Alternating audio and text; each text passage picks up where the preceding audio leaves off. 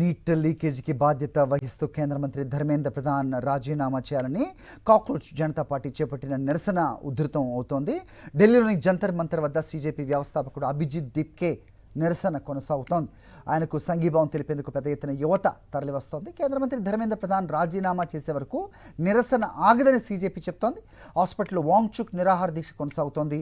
CJP ప్రతినిధులు ఎంపీలను కలిసే అవకాశం ఇవ్వాలి అని అడుగుతున్నారు వాంగ్చుక్.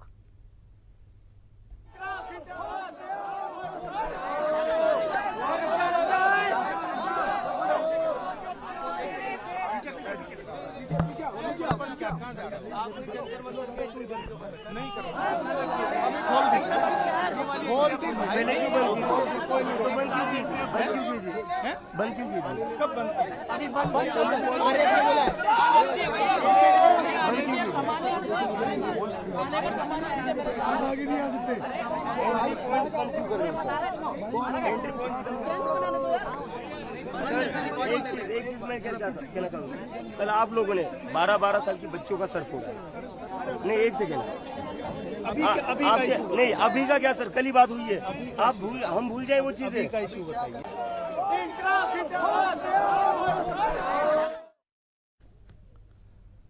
రైట్, టోటల్గా మరింత సమాచారం ఢిల్లీలోని జంతర్ మంతర్ నుంచి మా ప్రతినిధి వెంకటేష్ అడిగి తెలుసుకుందాం. వెంకటేష్, ఏంటి అక్కడ సిచ్యువేషన్? కాక్రోచ్ జనతా పార్టీ నిరసనను కొనసాగిస్తోంది.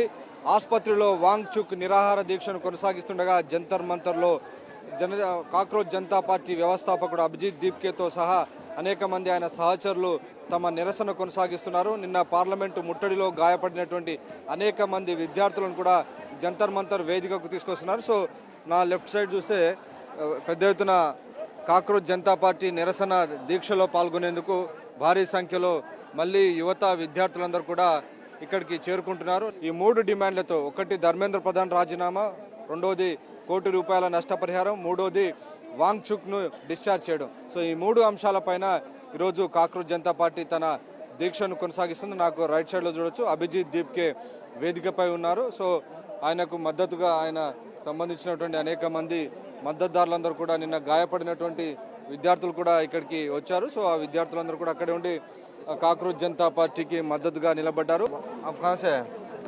दिल्ली से क्या मांग है? मैं इस्तीफे की मांग है।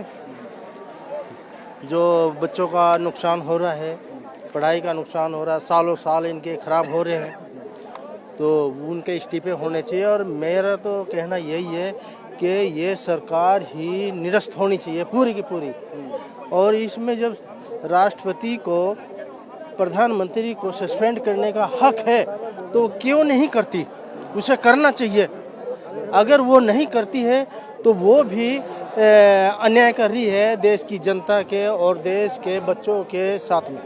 भाई यही मेरा कहना है। लोग धर्मेंद्र प्रधान का इस्तीफा लेने आए हैं। कल तो आपने देखा ही क्या हो रहा था। कल भी हम बहुत पीसफुल प्रोटेस्ट कर रहे थे और आज भी हम बहुत पीसफुल प्रोटेस्ट कर रहे हैं, लेकिन फिर भी कल भी इन्होंने किया और आज भी अगर आप बाहर से आए आप देखेंगे इतने पुलिस वाले आज भी इन्होंने खड़ा कर रखा है और सबके पास डंडे हैं और किसी का बैच आज भी नहीं लगा है। आज भी ये लोग पूरे प्लानिंग के साथ है कि आज भी ये लोग लाठी चलाएंगे और ये लोग ना ही देखेंगे कौन महिला है कौन बच्चा है। कल एक बच्ची का सर फोड़ दिया था 12 साल की लड़की का। आज प्रधानमंत्री बोल रहे हैं फ्यूचर में कभी लीक नहीं होगा, पूरा उनको जो किया उनको जेल में डाल दिया बोल रहा है। आज बोला है प्रधानमंत्री। मेन जो है जो कुर्सी पे बैठे आप उनको क्यों नहीं हटा रहे? हमारा तो सवाल ही आपसे यही है ना।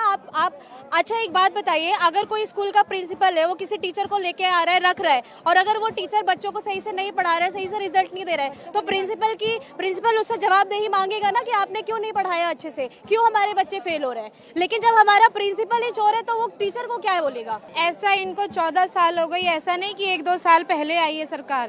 और ये शिक्षा विभाग ही नहीं, ऐसा नहीं है जो ये घोटाला नहीं हुआ, हर विभाग में घोटाला है। ये अगर चुनने बैठ गए ना कल्प्रिट भ्रष्टाचार लोगों को अपने डिपार्टमेंट से, इनको महीने लग जाएंगे चुनते चुनते, क्योंकि 90% ऑफ द डिपार्टमेंट इनका पूरा भ्रष्ट है।